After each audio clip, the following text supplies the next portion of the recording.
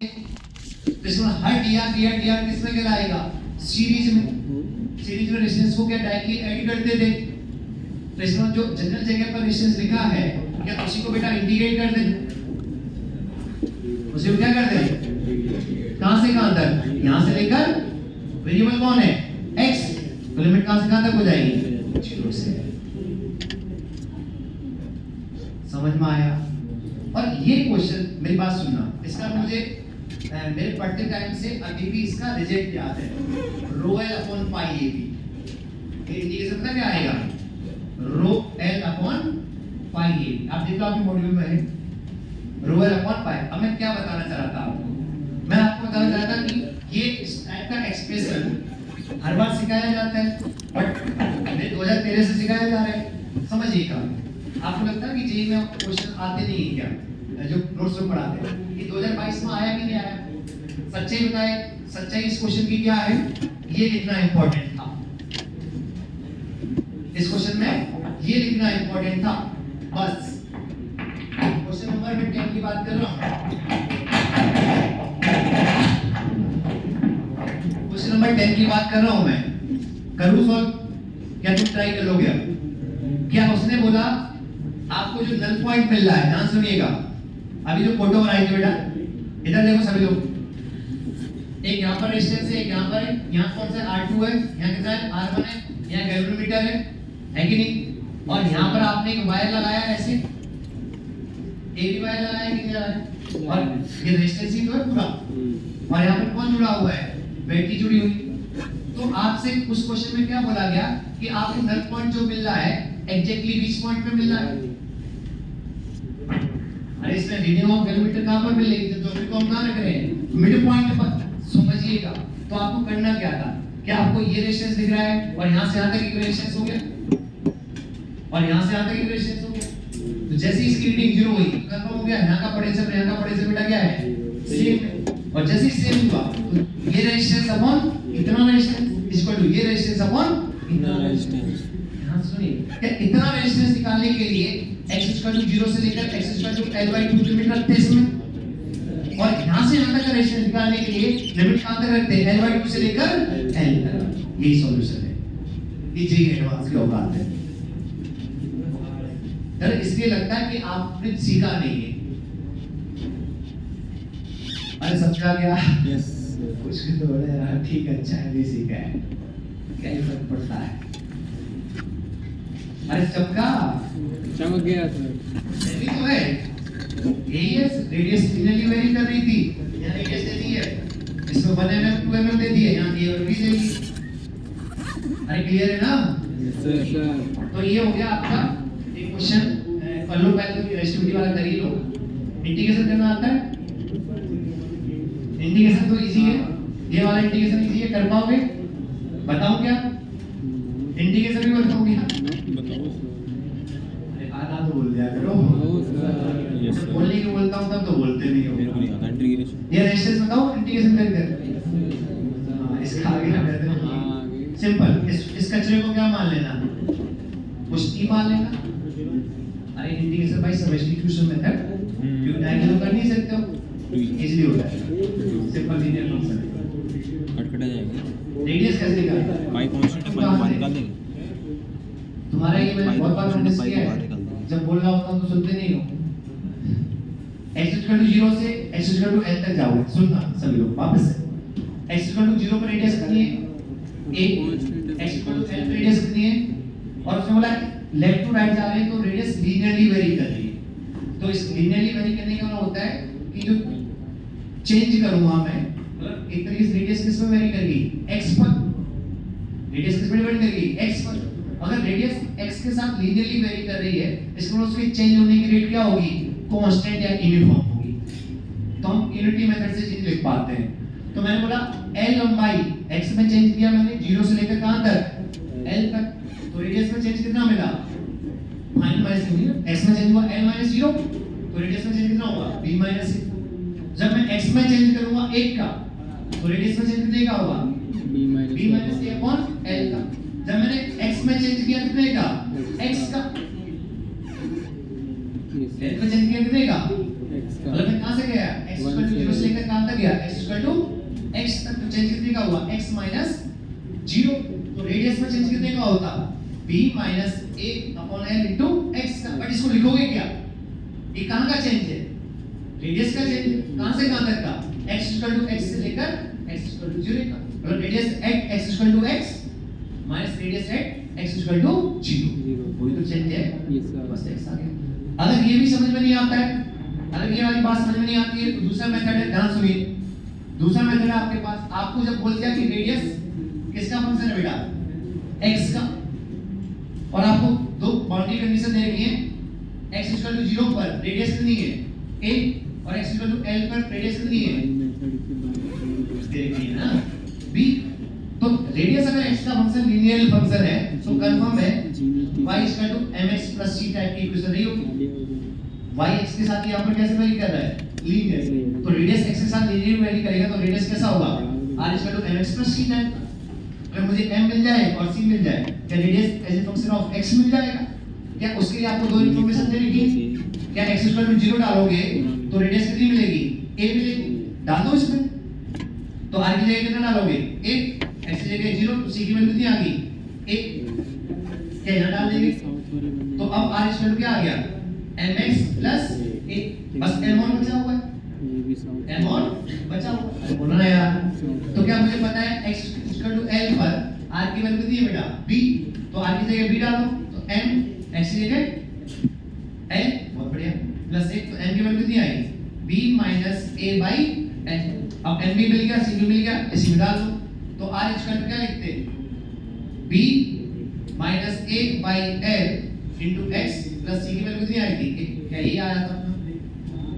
ये बच्चों वाला तरीका है लीनियर फंक्शन ऐसे तो वेरी करते हैं y equal to mx plus c type से अरे चमका उसको देखते ही नहीं पता नहीं क्या करने आते हैं वो समझ में नहीं आता है मुझे पता है वो कौन है पीटीएम होती है यहाँ पर यस सर ठीक है इंतजार करो उस दिन का एक एक राज खोलूंगा सीसीटीवी लगे हैं यहाँ पर यस रिकॉर्डिंग में दिखाऊंगा हो गया इंटीग्रेट करना सिखाऊं चलो ठीक इंटीग्रेट क्या वैसे इजी है इसमें मुझसे आना चाहिए देखो क्या था अपना इंटीग्रेशन में आपको पता है कि रो और पाई तो कांस्टेंट है वो बाहर आ जाएगी तो अपन इतने फंक्शन को इंटीग्रेट कर लेते हैं यस सर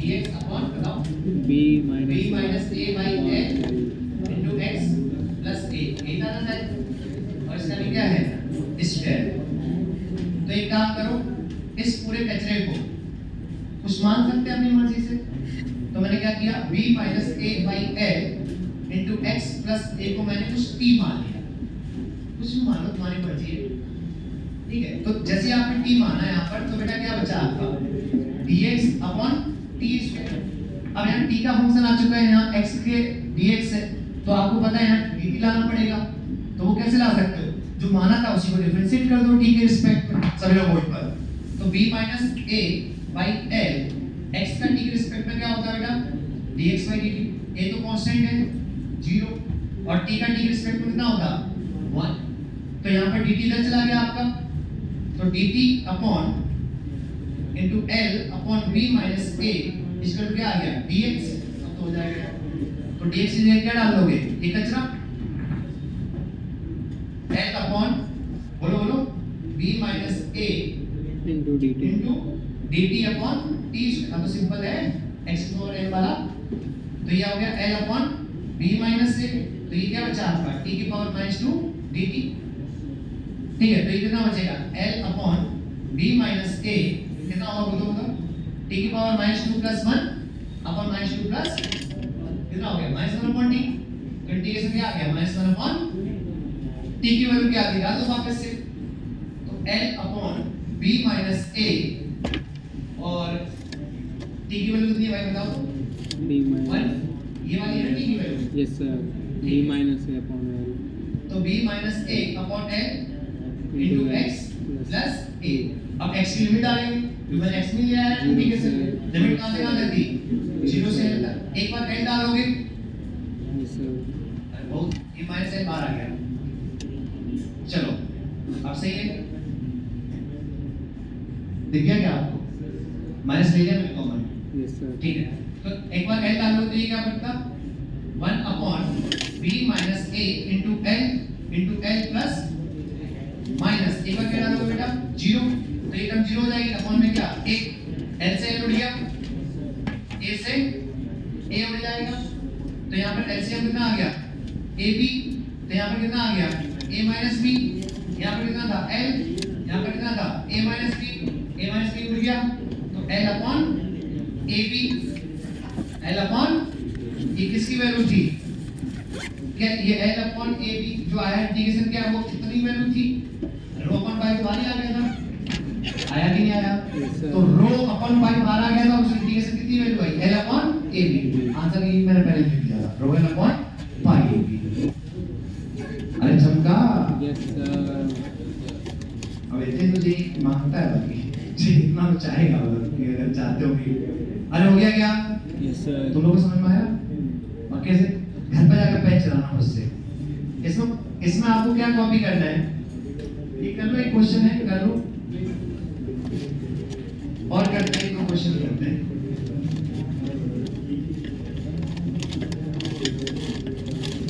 रटो मत, रटने से कुछ नहीं होएगा। चलो क्वेश्चन करते हैं।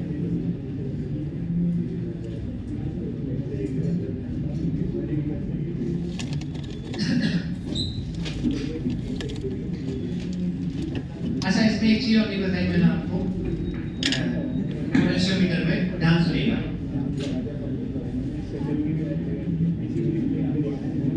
ये इंटीग्रेशन कर लोगे, इसलिए मैं बताने की जरूरत नहीं है, कैलकुलेशन आपको आनी चाहिए। एक बार जो बता दिया उतने से खुद का पेन चलाइए।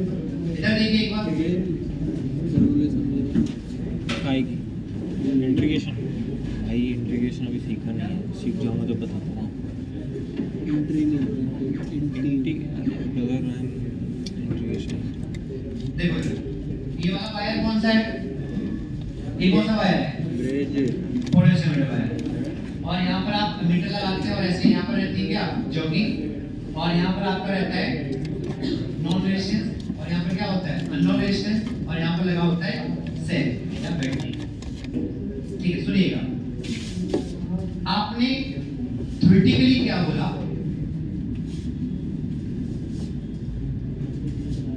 थ्योरेटिकली क्या बोला? ध्यान सुना। आपने बोला कि जब आपको नल पॉइंट मिल गया, मतलब गैल्वेमीटर डायमीटर में रीडिंग कितनी होगी? 0। तो ये मान लो लंबाई आपको कितनी मिली बेटा? L मिली। अभी है मैं सेंटीमीटर में ले रहा हूं, तो ये बची हुई लंबाई कितनी होगी? 100 माइनस L सेंटीमीटर होगी। रेजिस्टिविटी इसकी रो थी और एरिया A था। तो जैसे आपको नल पॉइंट मिला होगा, तो ये रेजिस्टेंस अपॉन कितनी लंबाई का रेजिस्टेंस, इसमें ये रेजिस्टेंस अपॉन कितनी लंबाई का रेजिस्टेंस। तुम लोग आदत सुधारो, अगर सच में ट्राई करना चाहते हो ना, पढ़ते हो ठीक है। लोड आता है, मुझे पता है जब चीजें ऊपर से जाती हैं, लेकिन हेड डाउन कर बिना सुनकर बिना बोल देखे कभी नहीं सीख पाओगे। तुम लोग स्टार्टिंग में मुझे अच्छा लगा था कि ट्राई कर रहे हो, लेकिन तुम्हारा क्या है मोटिवेशन बहुत शॉर्ट टाइम ऑफ इंटरवल के लिए दिखा। अगर बॉडी की तरफ नहीं देखोगे तो ऑब्वियसली नहीं समझ में आएगा, क्योंकि बहुत सुनने से भी नहीं समझ में आएगा सिर्फ। अरे हाथ चल रहे हैं यहाँ पर भाई, दिखा रहा हूं मैं कोई भी चीज, तो देखो तो सही यहाँ पर। मैंने क्या बोला? जैसी करंट 0 हुई तो यहाँ का और यहाँ का पोटेंशियल सेम हो गया, तो इन दो पॉइंट्स के बीच में क्या बन रहा है? रेजिस्टेंस में इस टाइप का बन रहा है। तो ये रेजिस्टेंस अपॉन इतने का रेजिस्टेंस क्या है? 0। एक तरीके से पतला वायर है, जैसे हम करंट की वायर बोलते थे। मैं क्वेश्चन कुछ और बताने वाला था क्या, तो थ्योरेटिकली आपने क्या बोला? R अपॉन बोलो रो L upon area is equal to क्या? X upon rho 100 minus L upon, ये आपने थ्योरेटिकली बोला। बट प्रैक्टिकली क्या पॉसिबल है? प्रैक्टिकली हम क्या बोलेंगे कि जब आपने ये वायर यहाँ पर सुनिएगा, प्रैक्टिकली जब आपने वायर ऐसा तो है नहीं कि इनको जगह पे ले जाकर ऐसे रख दिया होगा, या वायर तो यहाँ पर बेल किया होगा, यहाँ पे बेल की होगी, या लपेटा होगा। तो सच्चाई में क्या पूरी वायर जो लंबाई यहाँ से आता है कि वो हमें कितनी 1 मीटर तो नहीं मिली होगी, उससे ज्यादा लंबाई रही होगी कि नहीं रही होगी, कुछ यहाँ लिपटा होगा और कुछ यहाँ लिपटा होगा। सही बात है कि नहीं? देखो नहीं है तो क्या हमने एक करेक्शन कर रखा है कि नहीं कर रखा है? उसी को बोलते हैं एंड करेक्शन, ठीक है, एंड पर करेक्शन। अरे एरर है कि नहीं इसमें? जो लंबाई तुम 1 मीटर की माने बैठे हो, क्या लंबाई उससे ज्यादा है कि नहीं है वायर की? तो एक्स्ट्रा रेजिस्टेंस यहाँ पर है कि नहीं है? अरे लंबाई है तो रेजिस्टेंस है। अरे बोलो ना यार, लेट यहाँ पर एंड करेक्शन कितना था बेटा? E1 और यहाँ पर एंड करेक्शन कितना था? E2। तो प्रैक्टिकली क्या होना चाहिए था? R upon rho L plus E1 upon area is equal to X rho 100 minus L plus E2 upon area. समझ में आया? समझ में आया आपको? ये E1 मैंने क्यों ऐड किया? एंड करेगा जो इधर की एंड करेक्शन है, एंड करेक्शन जो लंबाई आपने यहाँ पर बांध रखी होगी और यहाँ पर कितनी लंबाई बांध रखी होगी? E2 बांध रखी होगी। तो सच्चाई में यहाँ से लेकर यहाँ तक का रेजिस्टेंस कितना हुआ? ये लंबाई होगी 100 माइनस L और साथ में E2 लंबाई और है यहाँ पर, तो पूरा रेजिस्टेंस यहाँ से यहाँ तक का लिखोगे ना यार। समझे क्या? जैसा और यहाँ से यहाँ तक में आपने E1 छोड़ रखा तो एक करेक्शन था कि नहीं था? मतलब एरर थी कि नहीं थी? तो एरर थी तो उसमें करेक्शन किया, तो इसलिए इनको क्या बोला? And correction. एरर थी उसमें क्या किया? एरर क्या थी? आपने यहाँ पर ये वाली लंबाई छोड़ रखी थी जो यहाँ पर लपेट रखी थी। अरे वायर को ऐसे करते हो, यस ये बेल्ट किया होगा तो कुछ ना कुछ तो वायर यूज हुआ होगा ना वहां पर। समझे क्या? उसी को हमने क्या बोला? And correction. एंड करेक्शन क्यों बोला? जब आपको एक बार दो टाइप की एरर होती है, एक सिस्टमैटिक एरर होती है, एरर पढ़ा थोड़ी होगा भी एरर पढ़ो। एक सिस्टमैटिक एरर होती है, एक होती है रैंडम एरर। सिस्टमैटिक एरर जो होती है वो हमें पता होती है कि इस सिस्टम में एरर है। सुनिएगा मेरी बात इधर, सिस्टमैटिक एरर हमें पता होती है। जैसे मान लो आप वेइंग मशीन थी, सुनो, एक वेइंग मशीन थी, वेइंग मशीन के ऊपर कुछ भी नहीं रखा हुआ है, तब भी मान लो वो 500 ग्राम की रीडिंग दे रहा है। कितनी दे रहा है? 500 ग्राम की रीडिंग, कुछ भी नहीं रखा है। तो आपको पता है ना इसमें 500 ग्राम की एरर है। अब मैं उसमें 2 केजी का कोई मास रखूंगा तो वो रीडिंग कितनी देगा? 2.5 केजी की। लेकिन हमें पता है कि एरर उसमें 500 ग्राम की है, तो हम क्या वो एरर जो नॉन एरर है क्या उसको हम माइनस करके आंसर देंगे? तो नॉन एरर है ना, तो नॉन एरर जो होती है उसको हम क्या कर सकते हैं? रिड्यूस कर सकते हैं। तो हमें पता है कि ये वाली एरर है। अरे समझे क्या? और भी एग्जांपल देने की जरूरत है क्या? तो अब आपको कैसे एक क्वेश्चन पूछेगा, ध्यान सुनिएगा। अगर मान लो आपसे बोला जाए कि इधर एंड करेक्शन 2 सेंटीमीटर था बोर्ड पर, इधर एंड करेक्शन कितना था? 2 सेंटीमीटर था। बाहर बैठ जाओ, तुम पैसा हो, मैं भी पैसा हो जाता हूँ। नहीं बातें मत करो, बस अपन आपस में डील कर लेते हैं, ठीक है? आप मन कुछ भी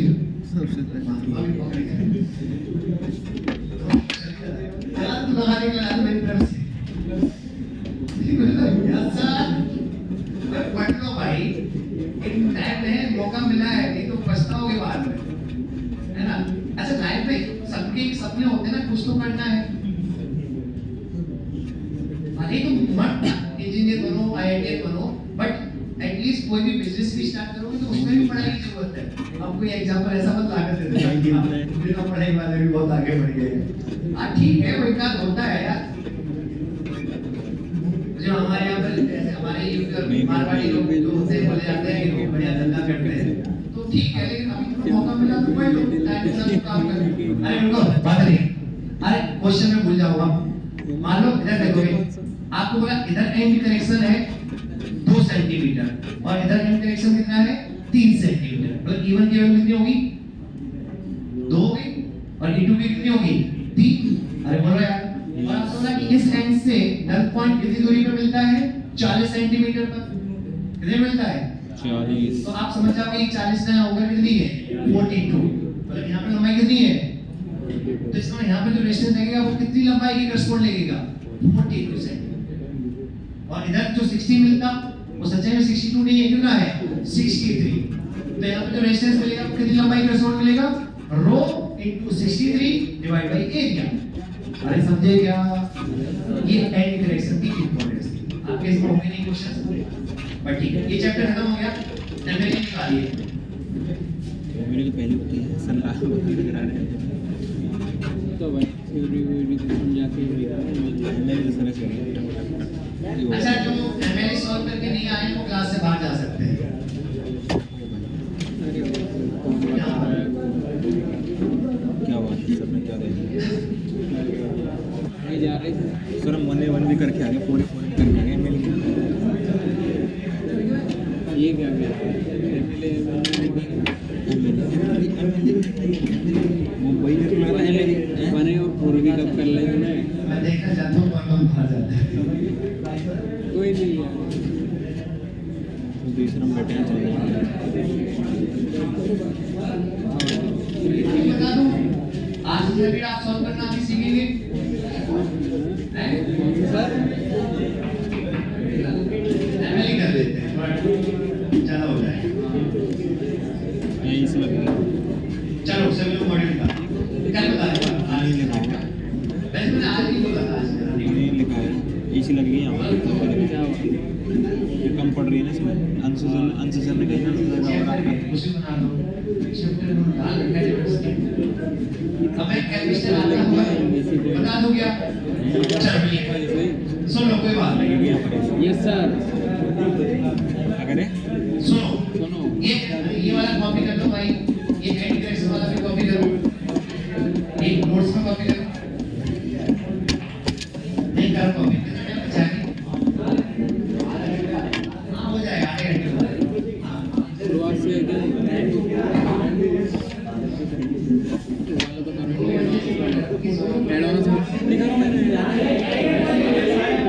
सॉरी यार, मैं समझ रहा हूँ। अब मैं समझ रहा है कि काहे कंट्रोल नहीं हो पा रहा। मैं भावना तुम्हारी समझ गया। अब देखो thank you sir, thank you छोड़ दो। वजह से लेकर सर एमएलए दो एमएलए कर लो। अच्छा, इसे टारगेट दे दिया। अरे पानी भर गया यार, पानी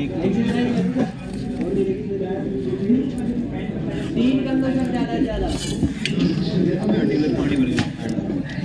अबे तेरी भी मेरी में भरना, तेरी में भरना है ठंडा पानी एक चीज मैं बताऊं तुम लोगों को, अगर अभी जिस दोस्त की बात करने में अच्छी लगती है ना, वो तुम्हारी सेहत के लिए खतरनाक है। मैं भी तुम्हारी दोस्त को बात करूंगा। ये कॉपी करो भाई, and correction.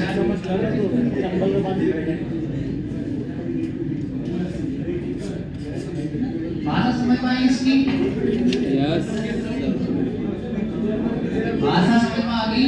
Yes sir generally यहाँ पर एंड करेक्शन सेम रहता है, तो सेम नहीं होगा तब भी हमें सॉल्व करना है।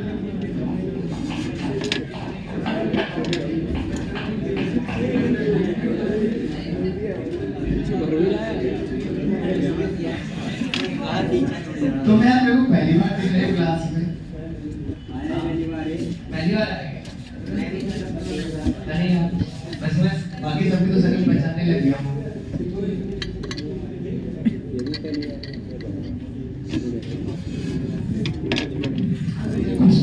ज्यादा ही पहचानने लग गया हूँ।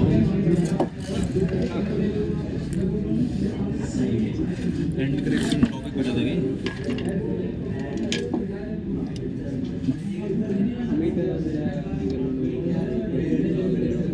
डिफरेंस समझ में आया प्रैक्टिकली और थ्योरेटिकली? ऑब्वियस सी बात है। इधर देखो, यहाँ जो वायर लिखता होगा वहाँ लंबाई कितनी? अब हो गया बस दीजिएगा। यहाँ वायर लिखता है उसकी लंबाई को मैंने E1 बोला है, तो यहाँ से यहाँ तक की लंबाई टोटल सच्चाई में कितनी हो गई? E1 प्लस है, तो कितना रेजिस्टेंस इस लंबाई का कॉरेस्पॉन्डिंग है ना यार। और यहाँ से यहाँ तक टोटल लंबाई कितनी होगी? 100 माइनस L प्लस लिखती हुई E2 को उसके कारण कुछ नहीं, इसी को इंटीग्रेशन बोलते हैं। क्या है लिखिए और लिखिए क्या, सुनिए MLE 1, अरे 1 जो भी है मतलब क्या है इसका नाम, पेज नंबर बताओ। सर मनी कर दो 19 हो गई, मजा आ जाए 80 MLE 80, क्वेश्चन नंबर 1, जिसको डाउट हो हाथ खड़ा कर देना। क्वेश्चन नंबर 1, 2, 3, 4 पे डाउट हुआ, बहुतों को डाउट था।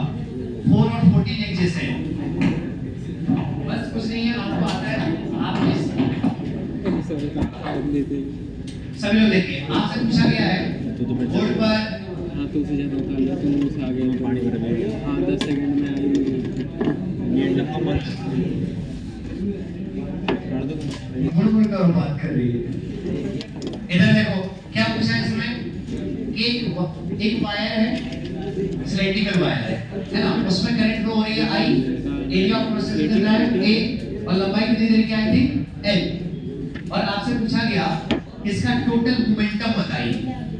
मोमेंटम क्या होता था, मोमेंटम क्या होता था किसी भी पार्टिकल का। अबे नालायक को, तुमने एक चीज, 2 मिनट मेरे पास सुनना, तुमने एक चीज जो पढ़ने वाले हैं उन्होंने नोटिस किया यस सर कि मैं कभी भी डायरेक्टली सॉल्यूशन नहीं बताता हूँ, पर्टिकुलर प्रॉब्लम का सीधा ये कर दो।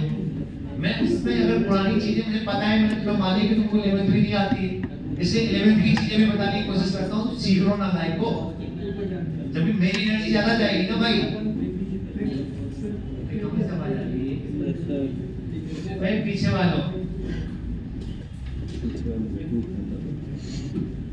ऐसा बेशर्म हो है। मोमेंटम ऑफ द पार्टिकल क्या बोलते हैं, सिंगल पार्टिकल का m into v vector, multiple particles होते थे तो क्या लिखते थे, summation of mi vi vector plus m1 v1 vector plus m2 v2 vector. मान लो सिस्टम में n पार्टिकल्स हैं तो उस सिस्टम का आपको निकालना है तो कहां जाती थी ये सीरीज, और सबका क्या करते थे वेक्टर सब। तो इस समय कौन दौड़ रहा है, अरे कौन दौड़ रहा है, पार्टिकल्स कितनी स्पीड से दौड़ रहे हैं, इलेक्ट्रॉन्स vd से। लेट नंबर ऑफ इलेक्ट्रॉन्स कितने हैं, n है, नेट नंबर ऑफ इलेक्ट्रॉन्स कितने हैं, समझ में ये बात नहीं आता है। n क्या माने मैंने, इस टोटल वॉल्यूम में नंबर ऑफ इलेक्ट्रॉन्स, ठीक है। तो पहले इलेक्ट्रॉन का मोमेंटम होता है me into vd वेक्टर, दूसरे का भी होता है me into vd वेक्टर। क्या सेम दिशा में है, अगर वेक्टर दिशा सेम होती है तो उनके इंडिविजुअल में तो है। तुम कितने नालायक हो यार, मैं तेज चिल्लाना पड़ रहा है देखो कि मैं उनको सुना पाऊं जो सुन रहे हैं।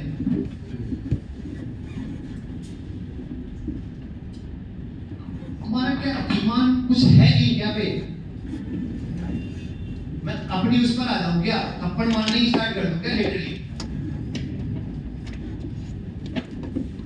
क्या ये सारे के सारे इलेक्ट्रॉन की मास सेम है, वेलोसिटी सेम है, मैंने वेलोसिटी वर्ड यूज किया है, तो दिशाएं सेम है कि नहीं, तो सभी की क्या मल्टीप्लाई बाय n कर देते, एक का होता प्लस दूसरे का कितना भी होता, क्या इनके मैग्नीट्यूड ऐड होते, तो टोटल मोमेंटम होगा वायर क्या me into vd into capital N होने वाला है।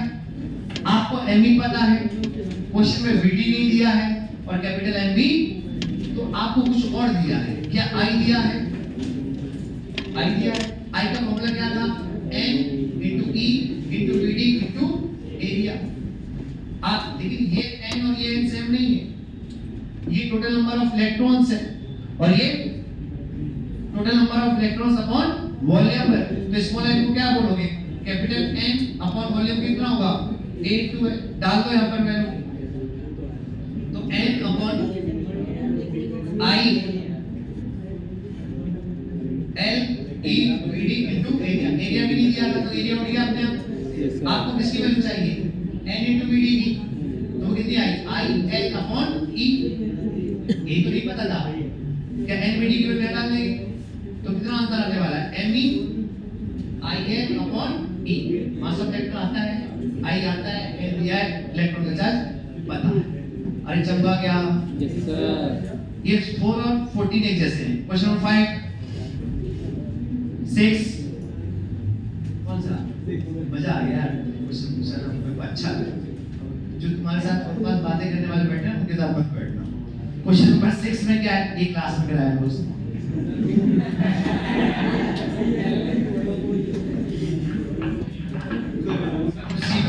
तुमने ट्राई किया है तो 10 बार पूछो।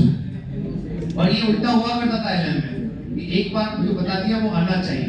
ये तुम्हें डिस्काउंट ऑफर चल रहा है, मालूम में चमका देता था। देखिए क्या लिखा है आपसे, what is the drift velocity of electrons if a copper flowing through a copper wire of 1 mm diameter is. इधर देखो परेशान कर रहा है यार, कौन सा ये एक इलेक्ट्रॉन का मूवमेंट है, मोमेंटम है। पूरे सिस्टम का लिखोगे तो सारे इलेक्ट्रॉन का लिखना पड़ता, और सारे इलेक्ट्रॉन की मोमेंटम की दिशा क्या है? सेम है। तो सारे वेक्टर के मैग्नीट्यूड क्या कर सकते हैं? ऐड कर सकते हैं।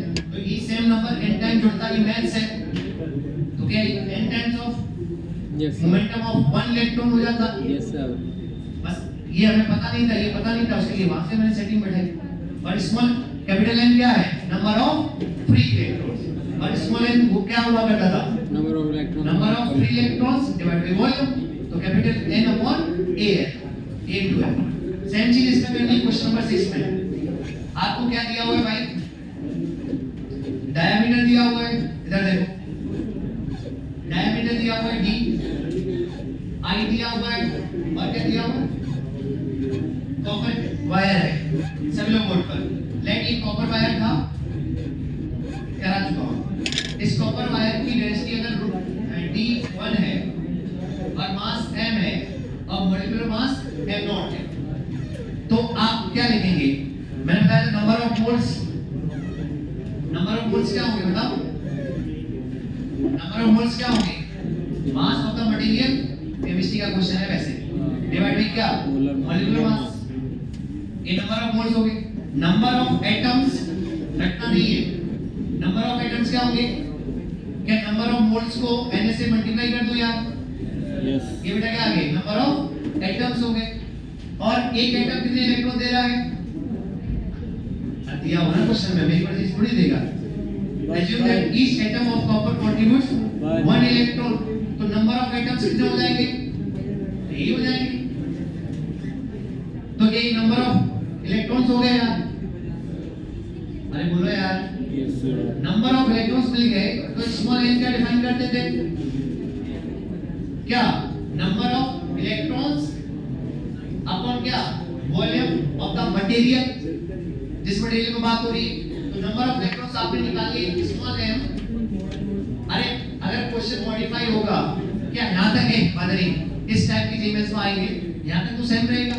हो सकता है कि आपने एक स्पेशल मटेरियल लेकर आए जिसका एक एटम 2 इलेक्ट्रॉन देता, तो नंबर ऑफ फ्री इलेक्ट्रॉन्स कितने हो जाते हैं? Number of atoms multiply by 2। Multiply by 2। अरे बोलो ना यार, सही है ना यार? Yes sir. ठीक है, तो Na सही है, डिवाइडेड वॉल्यूम क्या लिखोगे? मास। मास दिया ना आपने को, तो आपने को पता है वॉल्यूम क्या होता है? Mass into density. डेंसिटी को d1 से डिनोट किया था, तो वॉल्यूम क्या हो जाएगा? m into density. अरे बोलो ना यार, m से m उड़ गया। Na आपको पता है, मॉलिक्यूलर वेट दिया है, यूनिट से इसे डालना है, SI में डालना। फाइनल आंसर हमेशा SI में डाला करो। ये इसकी यूनिट क्या होती है मॉलिक्यूलर वेट की? ग्राम पर मोल। तो SI में क्या होगी? kg पर मोल। तो क्या 10 की पावर -3 से मल्टीप्लाई करना पड़ेगा, जब ये चीजें बताने वाली नहीं होती। और ये डेंसिटी भी किसमें डालना? SI में डालना। अरे बोलो ना यार, तो सब SI में आएगा तो नंबर ये क्या आया? चार्ज कैरियर डेंसिटी या इलेक्ट्रॉन डेंसिटी। अरे बोलो ना यार, I इक्वल क्या होता था बेटा? n इनटू इलेक्ट्रॉन जो चार्ज कैरियर है उसका charge into a into VD। I दे रहा है, n आपने निकाल लिया, a का चार्ज पता है, एरिया ऑफ क्रॉस सेक्शन कहां से निकालोगे? पाई इनटू डायमीटर का आधा। सिलेंड्रिकल वायर का एरिया कितना होता है? पाई आर स्क्वायर। बट क्या दे रखा है? डायमीटर और रेडियस दे रखा है। पाई आर। डायमीटर का मतलब आर। नेक्स्ट क्वेश्चन नंबर सही है। रेडियस मतलब डायमीटर का 7। 8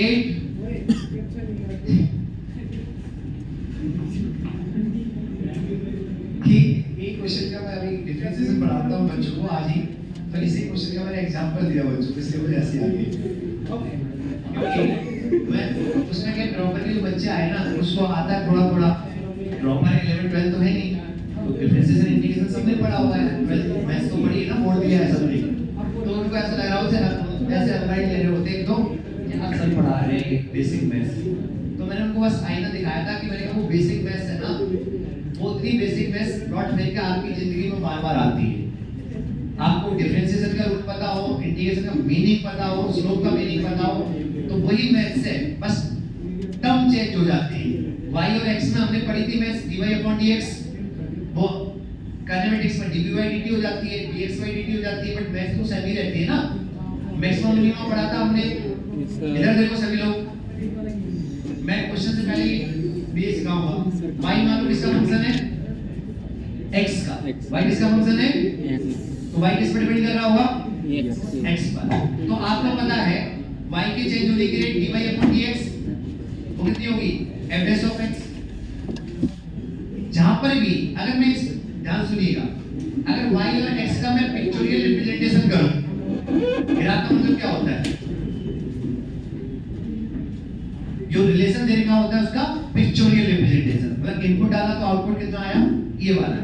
तो देखिए इस रीजन में, इस वाले रीजन में बेटा कि ये वाली वैल्यू जो है वो क्या सबसे कम है, क्या है ये सबसे कम है, और इतने से रीजन में बहुत छोटे रीजन में दिखाने के बड़ा बना रहा हूं कि इस रीजन में ये वाली वैल्यू सबसे ज्यादा है, तो इस रीजन की इसे हम बोलेंगे लोकल मिनिमम, और इस रीजन की इस वैल्यू को बोलेंगे लोकल मैक्सिमम, और एक होता है ग्लोबल मैक्सिमम, एक होता है ग्लोबल में। पता है ना फंक्शन पढ़ लिया मैथ्स में, यस सर, तो आना चाहिए। लेकिन जहां पर भी ग्लोबल मैक्सिमा या ग्लोबल सॉरी जहां पर भी लोकल मैक्सिमा या लोकल मिनिमम मिलेगा, या वहां पर कॉनकेव बनेगा या कॉन्वेक्स बनेगा। तो अगर मैं इस पॉइंट पर टेंजेंट ड्रॉ करूं, क्या ड्रॉ करूं, तो इस टेंजेंट का स्लोप कितना है, स्लोप नहीं आता है, कहां माथा मार रहा हूं, स्लोप ऑफ टेंजेंट कितना है, कितना है,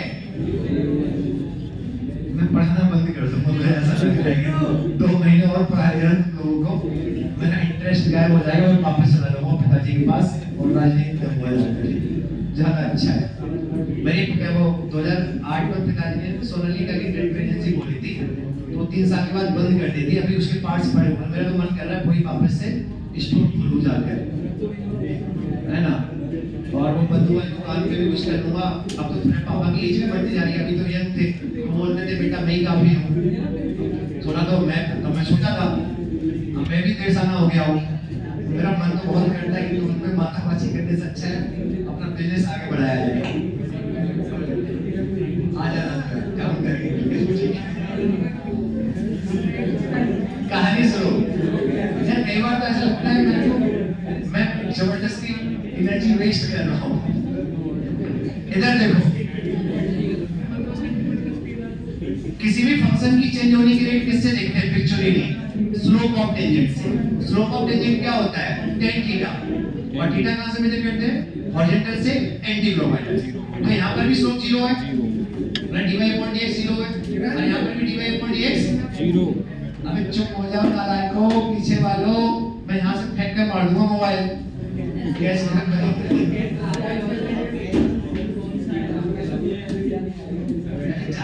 पहली चीजें तो मेरी 4 साल चली है, कुछ मेरी गाड़ी नहीं चल पाई 4 साल, ये तो शायद की बड़ी बात है, वो भी मतलब तुरंत सही से रख रहा हूँ, गरीबी चल रही थी जिंदगी। तो यहाँ पर देखो लोकल मैक्सिमा लोकल मिनिमा हो जाता, लोकल मैक्सिमा लोकल मिनिमम वाली जगह पर dy/dx क्या मिलेगा, 0।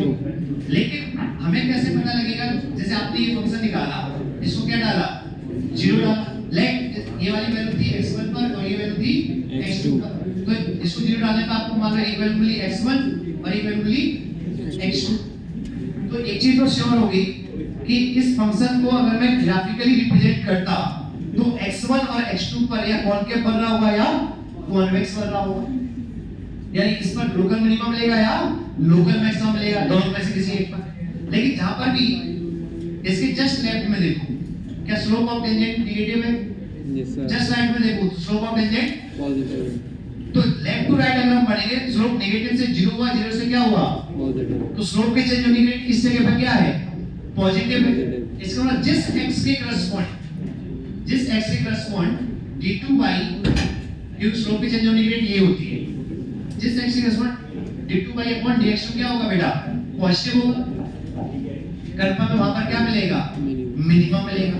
और इस जगह पर इसका स्लोप कितना है? 0। उसके जस्ट लेफ्ट में स्लोप क्या है? पॉजिटिव। 90 से छोटा है ना थीटा, Yes, sir. तो tan थीटा पॉजिटिव होगा। इस पर थीटा 90 से बड़ा है यार, स्लोप क्या है? नेगेटिव। तो जिस जगह पर dy अपॉन dx 0 होगा एंड, और नहीं बोला है मैंने, एंड डबल डेरिवेटिव क्या होगा? नेगेटिव होगा, उस x पर फंक्शन का क्या मिलेगा? लोकल मैक्सिमम मिलेगा। समझ में आई मेरी बात? Yes, sir. Local maximum local minimum समझ में आया? तो आपको क्या क्या करना है? फंक्शन का मैक्सिमम मिनिमम निकालना है। एक बार डिफरेंशिएट करो, एक और बार डिफरेंशिएट करो। पहले डिफरेंशिएशन को क्या करो? 0 करो। यहां से x के सॉल्यूशंस आएंगे, उन x के सॉल्यूशंस पर क्या चेक करो? डबल डेरिवेटिव की वैल्यू।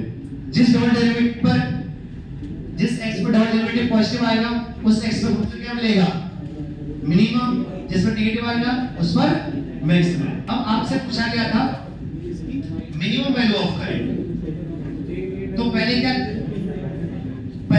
इधर जिसका नाम था वो क्या था? मिनिमम वैल्यू ऑफ करंट पूछा गया है और दिया गया आपको Q इक्वल टू, बताना क्या है? Q equal to alpha t function दे रखा है तो बीटा क्यूटी फंक्शन। हाँ Q।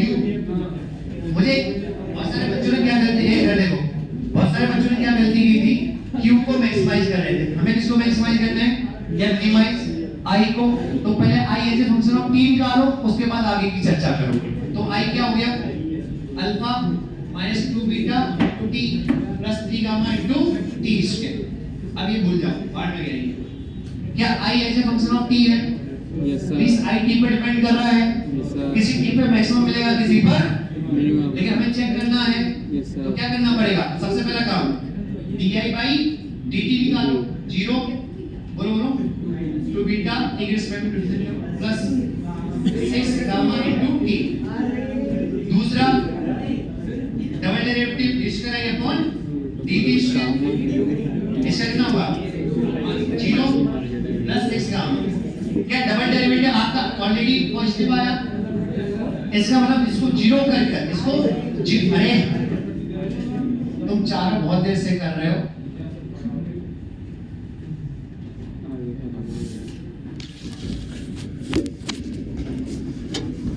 इंसान बन जाओ, सबसे बोले पढ़ाओ, नहीं पढ़ना तो मत पढ़ो, बातें क्यों कर रहे हो?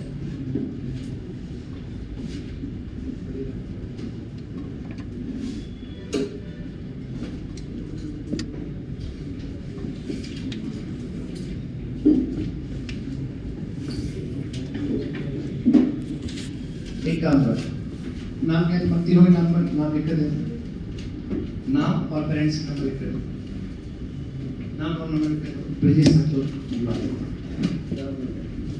नंबर और नाम लिख कर भेज देना।